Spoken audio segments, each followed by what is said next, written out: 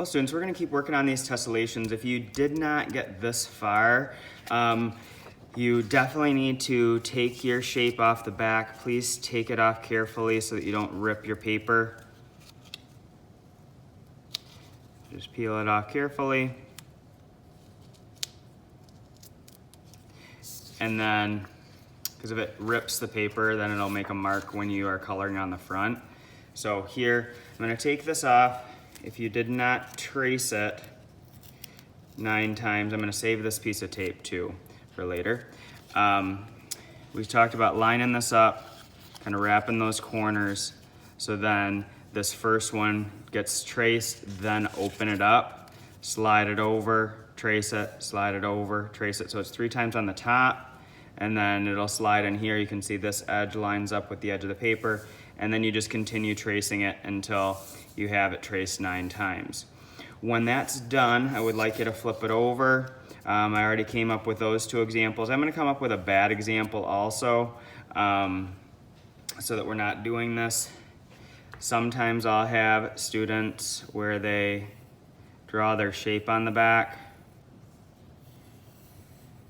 and if we wouldn't want to just like take it and put a smiley face on it or something, if you do something like that, I'm going to ask you to put more detail into it. There's also a reason why I didn't do this.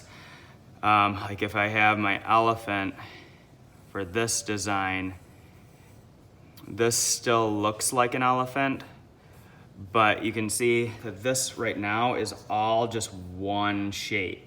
So it would just end up being one color. I would like you to end up being able to use about 4 colors. So there's a reason why I put a line here to separate the trunk from the head, so then the trunk can be a different color than this part. Same as the ears, like I wouldn't just do a line like this, because then this is all just one shape, so it would end up being one color.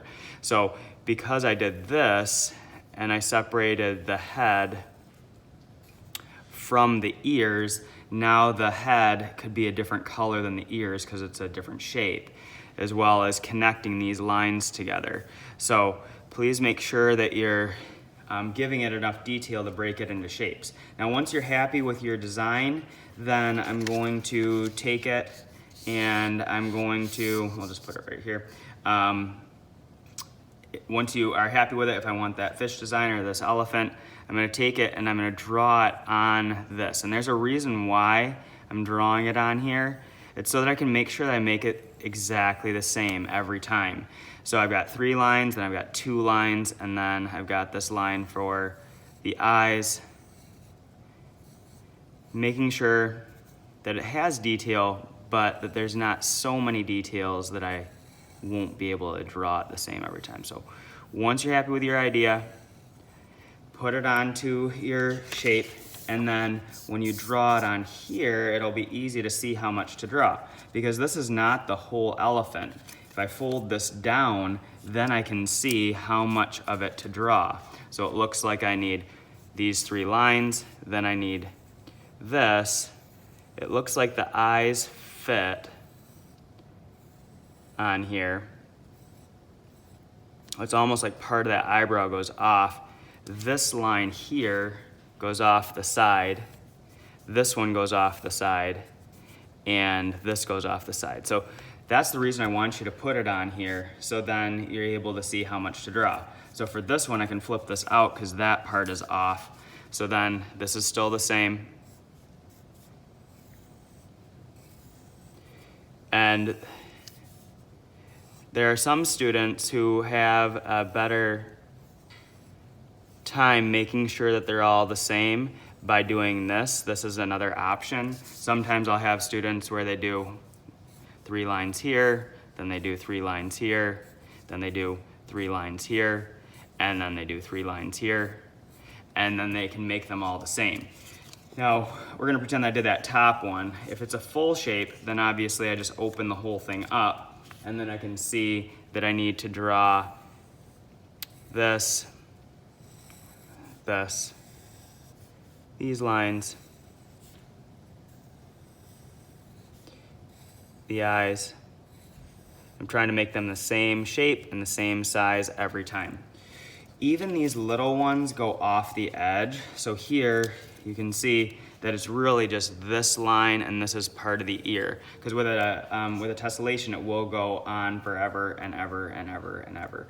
So when you get done, we're just gonna pretend that I'm finished. When you get done drawing all of them exactly the same, raise your hand, I'll give you a marker, and I would like you to carefully outline it.